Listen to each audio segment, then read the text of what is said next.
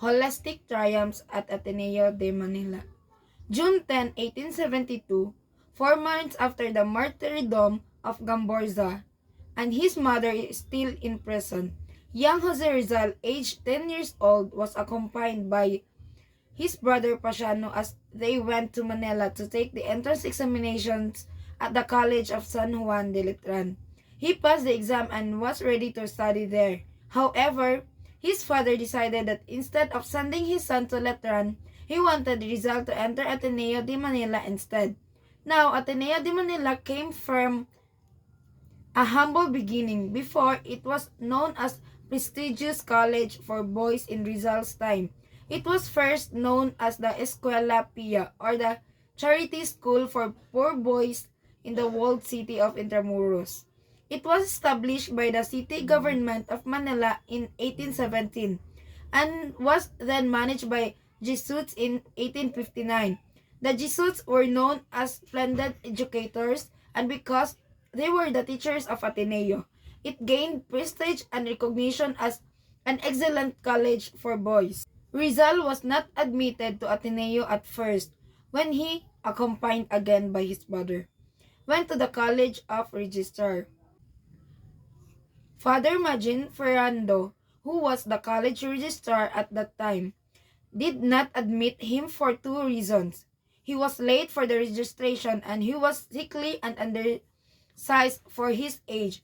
Rizal was 11 at the time. However, through Manuel Ceres Burgos, nephew of Father Burgos, he was admitted at the college. It should be noted that the surname Jose chosen upon registration was result as to avoid suspicions from the Spanish authorities. At the Ateneo, its system of education was more advanced than any other colleges in that period. It trained their students' character in discipline and religion, and also promote physical culture, humanities, and scientific studies. It introduced the empire, and the students were divided into two. The Roman Empire, consisting of borders of the Internos, and the Carthaginian, consisting of non-borders of the Internos. Each empire has its ranks, namely in order of importance: Emperor, Tribune, Decurion, Centurion, and Standard Bearer. Any student can challenge any offer in his empire to answer the questions on that day. Lesson and his opponent could lose their position if they committed their three mistakes. Rizal was assigned as an externo in his first year at Ateneo and placed at the bottom of the class as he was a newcomer and knows little Spanish. However, it did not take Rizal more than a month to defeat his fellow and become an emperor. As he was the brightest pupil in his class, he received his first ever prize in Ateneo, a religious picture.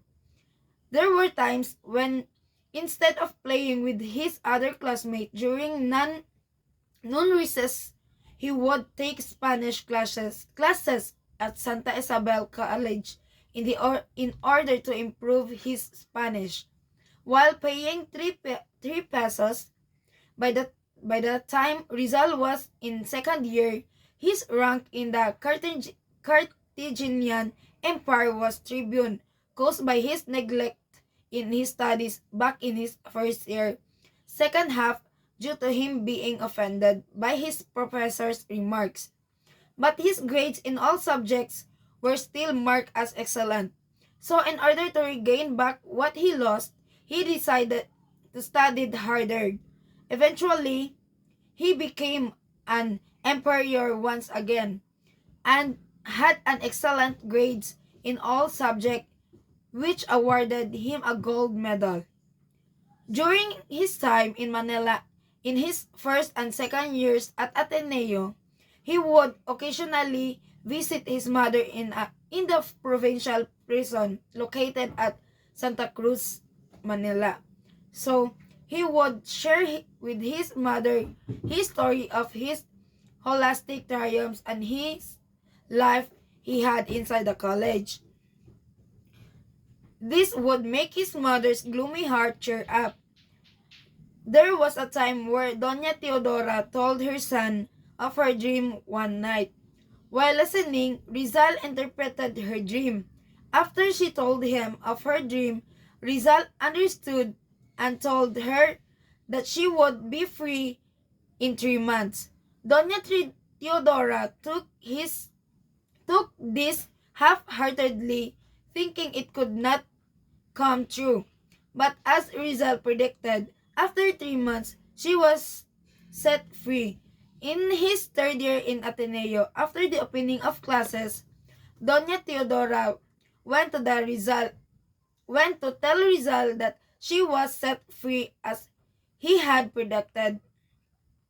This made Rizal happy beyond words, which led him to write his first ever poem written in Ateneo, dedicated to his mother on her birthday. It was titled My First Inspiration. Throughout this year, he had excellent grades in all subjects. However, he only obtained one medal in Latin and could not obtain the medal in Spanish as he was bested by a Spaniard who naturally spoke fluently Spanish in both tone and accent. He went back to his hometown in Calamba for summer vacation, not contented with his academic performance. Became an interno, a boarder in Ateneo. During his fourth year at a college, this time his professor was Father Francisco de Paula Sanchez, who would later become known in Rizal's memoirs as a great educator and scholar that loves seeing his students advance. A model of uprightness and earnestness, and inspired by the young Calamba lad to study harder and write poetry. Because of Father Sanchez, Rizal was inspired to study harder, which led to him becoming contented with his holistic work throughout his 4 year, bagging a total of 5 gold medals, partnered with excellent ratings in all subjects, which he presented proudly to his family back in Calamba. During his last year in Ateneo, Rizal fared well in all of his subjects, the same as with all of his subjects in his previous years, and all were in excellent ratings. This made him known as the most brilliant Athenian of his time and the pride of Jesuits. On March 23, 1877, commencement day, Rizal graduated with the degree of Bachelor of Arts with the highest honors. Throughout his whole 5 years in Ateneo de Manila, Rizal did not merely focus on his academics, but also immersed himself in other extracurricular activities such as being a campus leader, a secretary of religious society, a member of exclusive societies, but most notably outside of being an emperor inside the room. He was writing poetry with the guidance of Father Sanchez and studied painting and sculpture under famous artists such as Agustin Ceysand, Romualdo de Jesus, respectively. Rizal wrote many poems in Ateneo. After the first poem he wrote, which was dedicated to his mother, such as the poem on education titled Through Education Our Motherland Receives Light, and the intimate alliance between the religion and good education. Poems on religion were also conceived, such as To the Child Jesus and To the Virgin Mary. He also complied the request from his professor, which such as the request of Father Sanchez. Rizal wrote a dramatic work, Saint Eustace the Martyr, and the request of Father Leonard made an image of Sacred Heart of Jesus. Father Leonard initially planned to bring this image with him to Spain, but he forgot to do so. Thus, the Athenian boarding students placed it in the front of dormitories door, which will constantly remain of them of Rizal, the brightness alumnus. This image also played a significant part in Rizal's final moments at Fort Santiago. After his graduation, Rizal, at 16 years old, met Segunda Katigbak. His love for her was what many could call love at first sight. He would then make advancement with Segunda during his weekly visits at La Concordia College, and was then evident that Rizal and Segunda loved each other. However, Segunda was engaged with Manuel Luz, and their romance was seen as hopeless. At that time, Rizal was a shy lover, so even if he wanted to, he failed to propose. He last seen Segunda when their carriage passed by Binyan as she went on her way back to Lipa. Segunda was smiling at Rizal and waved her handkerchief while Rizal only managed to do off his hat, unable to say anything. It was his first tragic romance, brought about by his shyness and reserve. But through this tragedy, Rizal became wiser in the path of love. Chapter 5: Medical Studies at the University of Santo Tomas.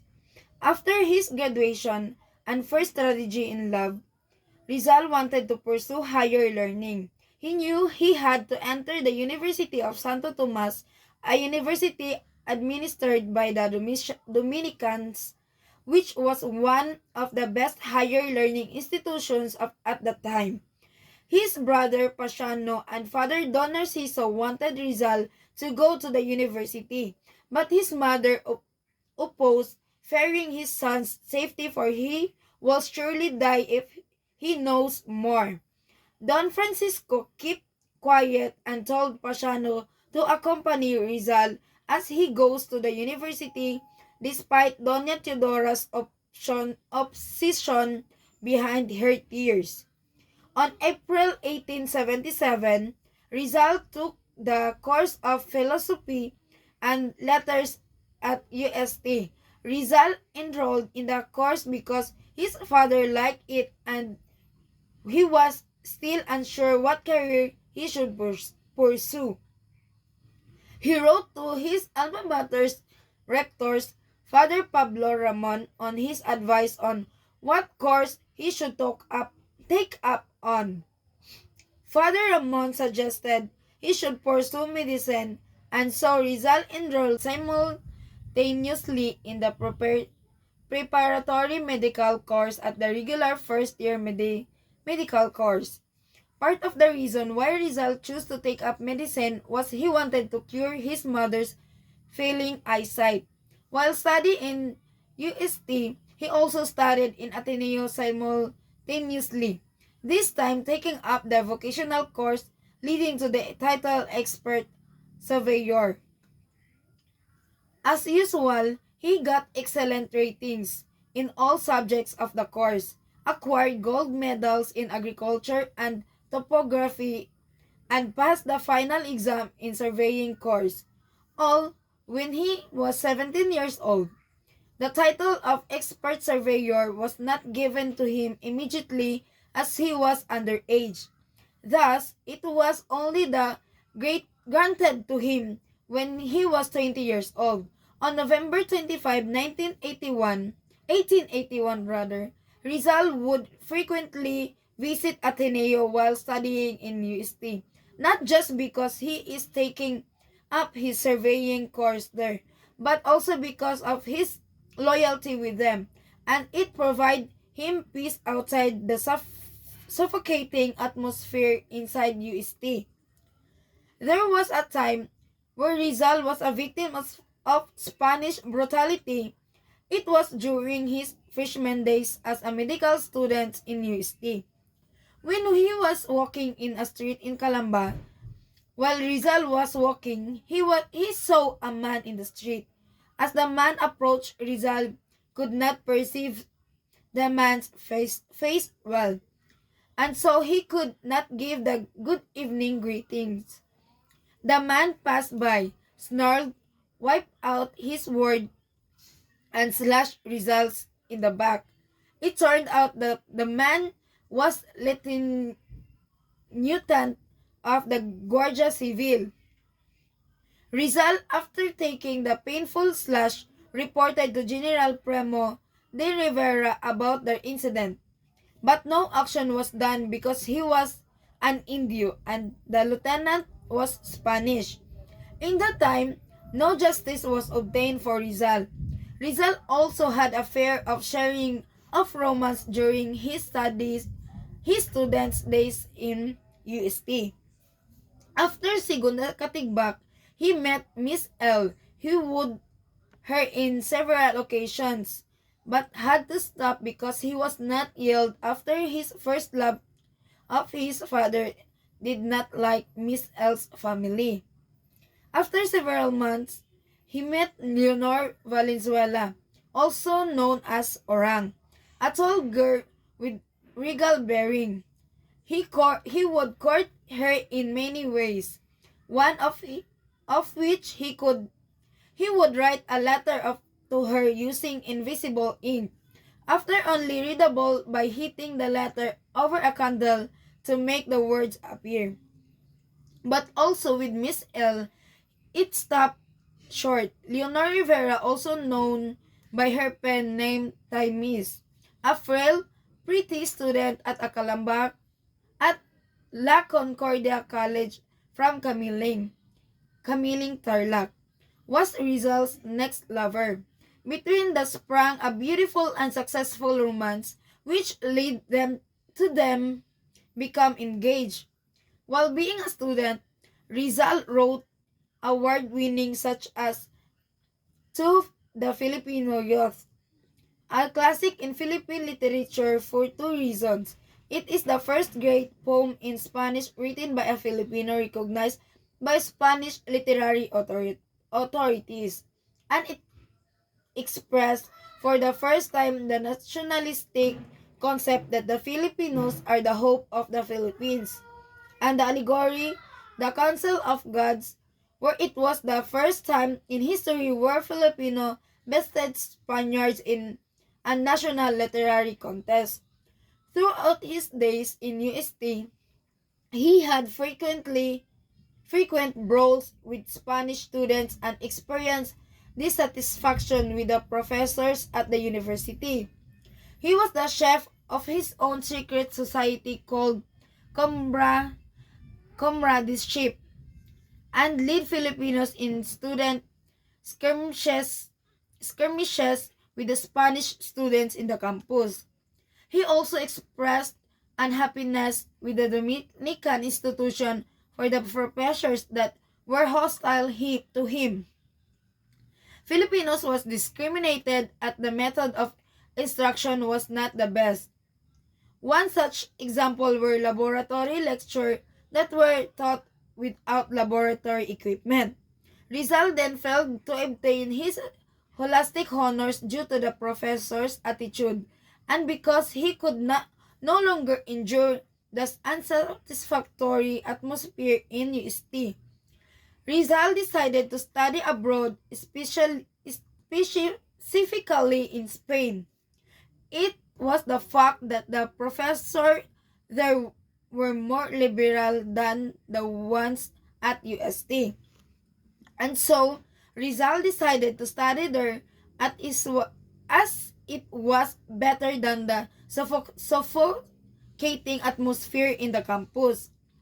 And so, for the first time in his life, Rizal did not ask for his parents' permissions and blessings because he knew that they would not allow their sons to go to study in the Spain and that only selected in view of his plans.